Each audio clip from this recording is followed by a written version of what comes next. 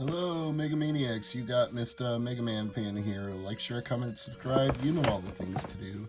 Now, normally with my thrifting adventures, I tried to do short form videos, but today I had a lot of time to kill between meeting two people, so I ended up with a little more, and I thought I'd make this into a horizontal video instead of a vertical. But I'm going to start out by showing off this Undertaker peanut that I traded my friend Sean for. Now, I don't remember if he said he painted it or he got these from a friend who painted it.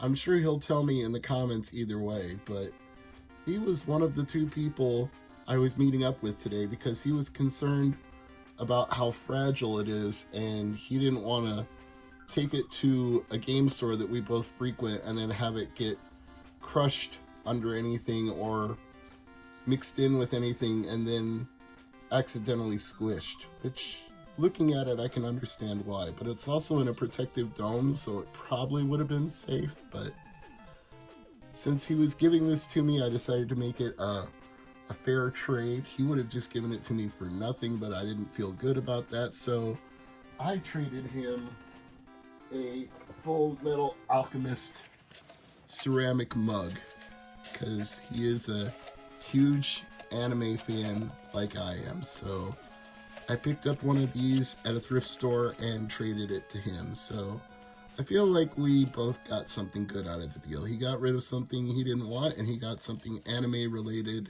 in return. Always a pleasure, Sean.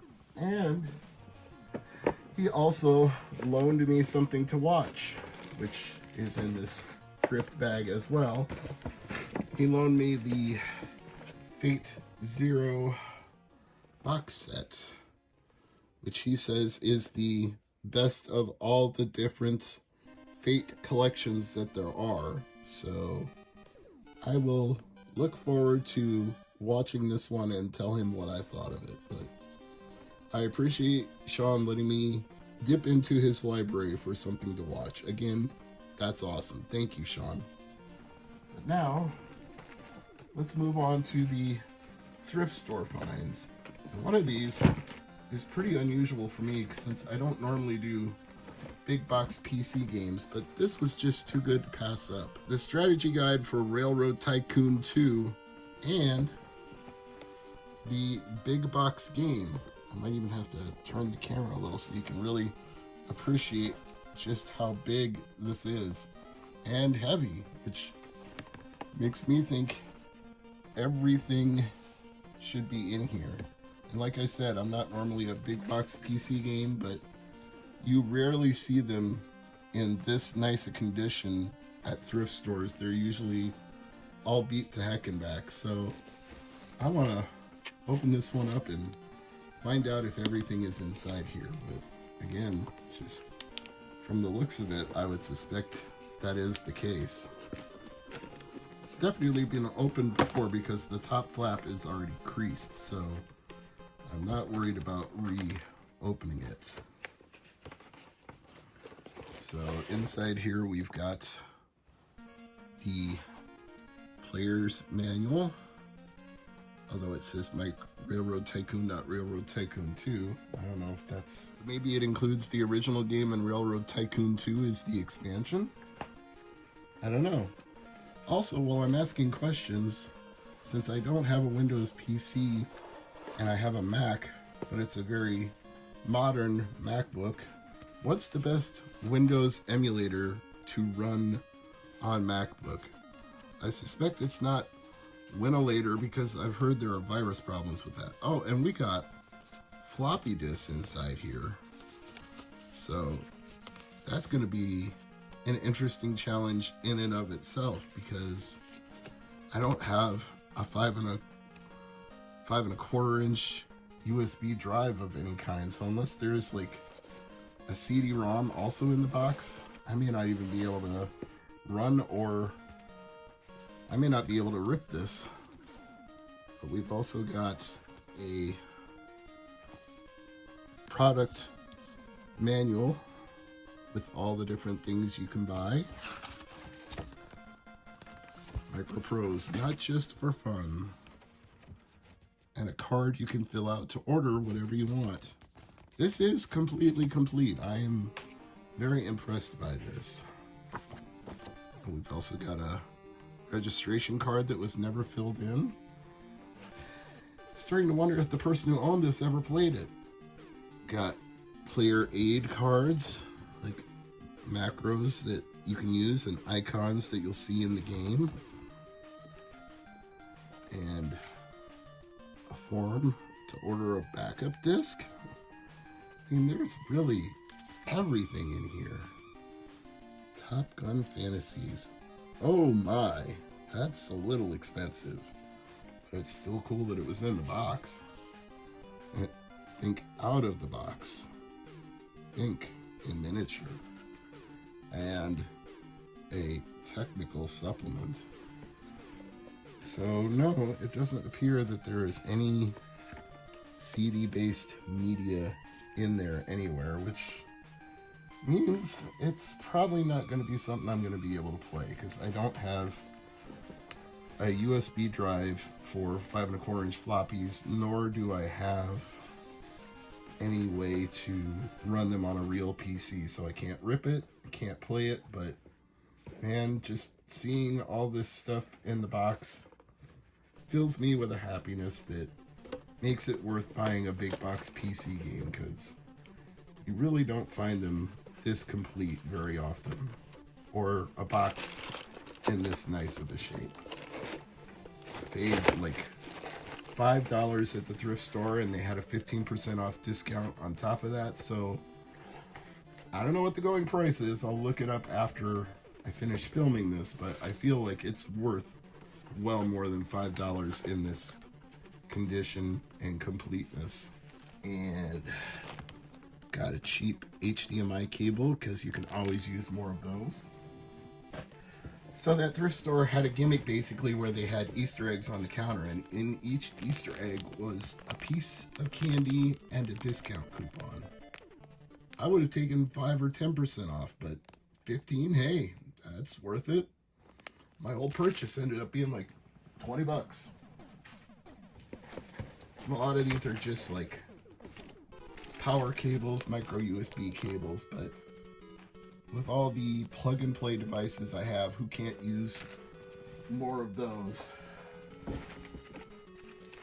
And this one I can use for stereo out of a Sega Genesis Model 1, because it's got the headphone jack on one end and the left and right split for sound on the backside, so I appreciate that. And like I said, I had plenty of time to kill, so I had plenty of time to look around the thrift store, and I found this USB power adapter, which again, can always use more of those. Sorry if I'm a little raspy here. I'm fighting a cold today. You can probably tell. And I also killed some time at GameStop, and since they just renewed my membership, which, had I remembered it was expiring, I probably wouldn't have renewed it, but because it renewed, you get a $5 off coupon every month, so I decided for $4.49 plus tax, I'd pick up a new Xbox game. Might be something I can play with the missus, because it's got Scrabble and Monopoly and Risk and Trivial Pursuit. We might be able to have fun together with that. And one more cord from Thrift Tees here. I believe that's got a micro USB on the end of it, but I'll find out in a little bit. Well, what I really want to focus on is testing these two games. Flips World, I'm not too worried about. The disc looked mostly clean, but Speed Racer, there were 2 different copies of it. This was the better of the 2 because it was complete with the manual, but this disc is less than perfect.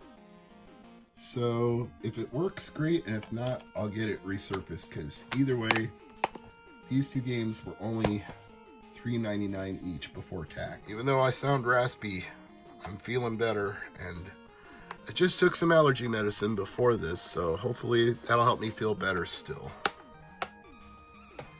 Let's find out if this copy of Speed Racer actually works, or if I'm going to need to resurface it.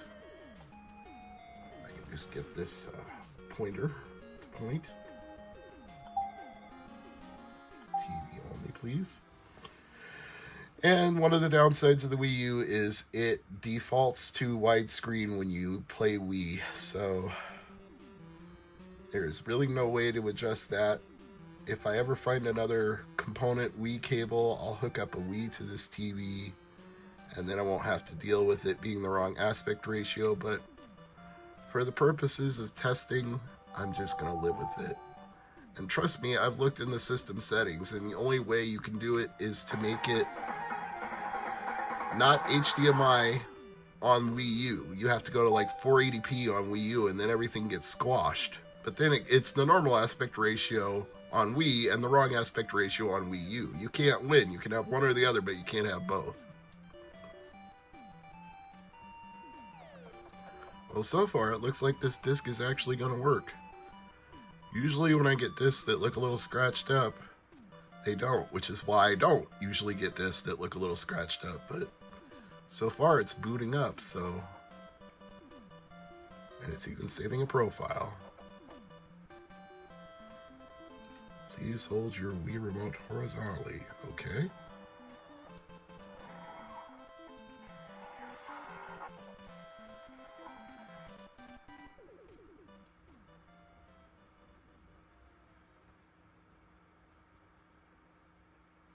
I want to get actually into the game here because just seeing a loading screen isn't enough. It could hang on the loading screen forever and I could be screwed. Let's do single race, class 1, whatever.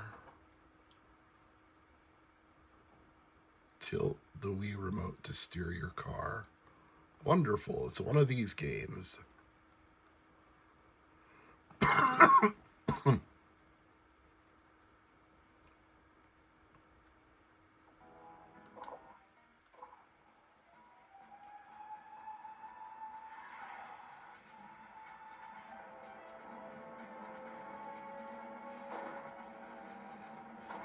I feel like it would be so much easier to steer if I wasn't tilting, if I could just move the D-pad or even a nunchuck. This feels like a really bad way to control a car. But clearly, this game works, so whatever concerns I had about it not working were slightly unwarranted. I don't know how I stayed on the track there. That was pretty wild. Maybe it's more forgiving than Mario Kart when it comes to keeping you on the track. You know what? I'm satisfied this game works. Every time I think of Speed Racer, I think of Daytona 500 by Ghostface Killah. If you know, you know.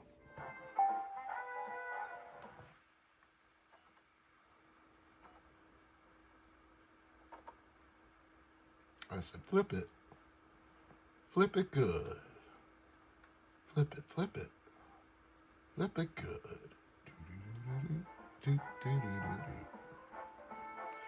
Oh, it's one of these games. Yeah. I don't feel like doing that when I didn't even have to do that for Speed Racer, so I'm calling it good and it works. This is Mr. MegaManFan. And if you stuck with me till the end, hey, thanks for watching.